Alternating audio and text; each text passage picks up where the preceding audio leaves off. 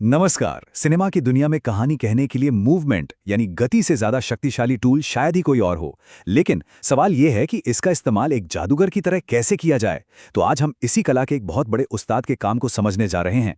तो फिर चलिए मिलकर इस पहेली को सुलझाते हैं और देखते हैं कि आखिर एक फ्रेम में जान कैसे डाली जाती है।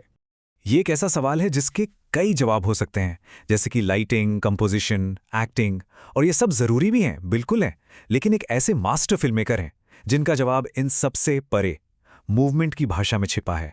जी हाँ, हम बात कर रहे हैं अकीरा कुरोसावा की, वो महान निर्देशक जिनकी फिल्में सिर्फ कहानियां नहीं हैं बल्कि कैनवस पर बनाई गई चलती फिरती सांस लेती हुई पेंटिंग्स जैसी हैं।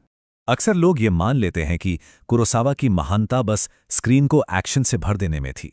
लेकिन सच कहूं तो असली राज इससे कहीं ज्यादा दिलचस्प और जीनियस है।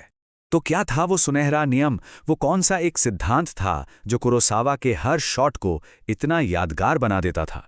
चलिए पता लगाते हैं। देखिए, फिल्ममेकर्स अक्सर दो बड़ी मुश्किलों के बीच फंस जाते हैं। एक तरफ अगर फ्रेम में सब कुछ हर वक्त हिल रहा हो तो देखने वाले को समझ नहीं आता कि कहाँ देखना है, मतलब एक विजुअल शोर सा बन जाता है। और दूसरी तरफ अगर कुछ भी नहीं हिल रहा तो शॉट एकदम बोरिंग हो जाता है। तो इसका हल क्या है? कुरोसावा का जवाब हैरान करने वाला और एकदम सीधा साधा था। उनके हिसाब से एक परफेक्ट शॉट में स्थिरता और गति दोनों का होना बेहद जरूरी है। इसी को कहते हैं कॉन्ट्रास्ट का सिद्धांत। जब एक ही फ्रेम में मूवमेंट और ठहराव को एक साथ रखा जाता है तो हमारी आंखें अपने आप उस चीज की तरफ खिंचती हैं जो हिल रही है।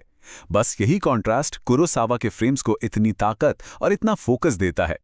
अच्छा, सिद्धांत तो समझ आ गया, लेकिन कुरोसावा असल में इसे पर्दे पर लाते कैसे थे?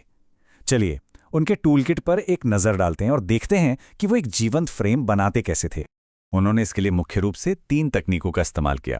पहली, प्रकृति का इस्तेमाल, दूसरी, लोगों के समूहों का इस्तेमाल, और तीसरी, एक अकेले एक्टर की मूवमेंट का इस्तेमाल।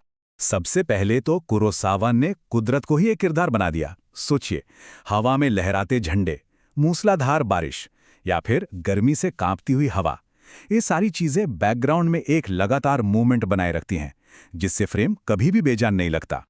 फिर वो इस्तेमाल करते थे लोगों के बड़े बड़े समूहों का। सोचकर देखिए, एक साथ कदम मिलाती हुई सेना या एक ही दिशा में सरपट भागते हुए घुड़सवार, ये पूरा का पूरा समूह एक लहर की तरह काम करता है जो स्क्रीन पर एक जबरदस्त दिशा और ऊर्जा पैदा करता है। और आखिर में जब बैकग्राउंड प्रकृति और भीड़ से पहले ही जिंदा हो तो एक अकेले किरदार का एक छोटा सा सोचा समझा एक्शन भी तुरंत ध्यान खींच लेता है और वही उस शॉट का सेंटर पॉइंट बन जाता है। लेकिन कुरोसावा की जीनियस सिर्फ गति को जोड़ने में नहीं थी, बल्कि सही समय पर उसे हटाने में भी थी। चलिए अब ठहराव की इस कमाल की कला को समझते हैं। एक पल के लिए एक बहुत ही कियोटिक सीन की कल्पना कीजिए। हर तरफ अफरा तफरी है, धूल और धुआं है, तलवारें टकरा रही हैं, मतलब स्क्रीन पर हर जगह सिर्फ और सिर्फ मूवमेंट है। और फिर अचानक सब रुक जाता है। उस पूरी अफरा तफरी के बीच एक योद्धा एक पल के लिए बिल्कुल स्थिर हो जाता है।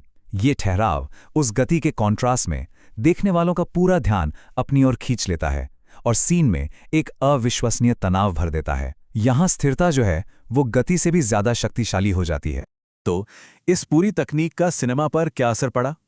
इसका असर बहुत ही गहरा और हमेशा के लिए रहने वाला था। ये समझना बहुत जरूरी है कि ये सिर्फ कुरोसावा की एक निजी स्टाइल नहीं थी। नहीं, ये विजुअल स्टोरी टेलिंग का एक बुनियादी नियम बन गया जिसे दुनिया भर के फिल्म मेकर्स ने अपनाया। उनकी विरासत साफ साफ दिखाई देती है 1954 की 7 समुराई से लेकर सर्जियो लियोंग की वेस्टर्न फिल्मों तक, और यहां तक कि जॉर्ज लुकास की स्टार वॉर्स तक कुरोसावा के इस सिद्धांत का असर देखा जा सकता है।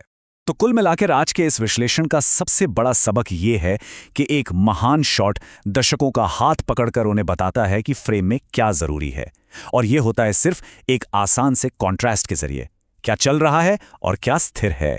तो अगली बार जब कोई भी फिल्म देखें तो इस नियम पर जरा गौर कीजिएगा, और फिर यह सवाल खुद से पूछना बनता है कि एक बार जब ये राज पता चल जाए तो क्या इसे अनदेखा करना मुमकिन भी है?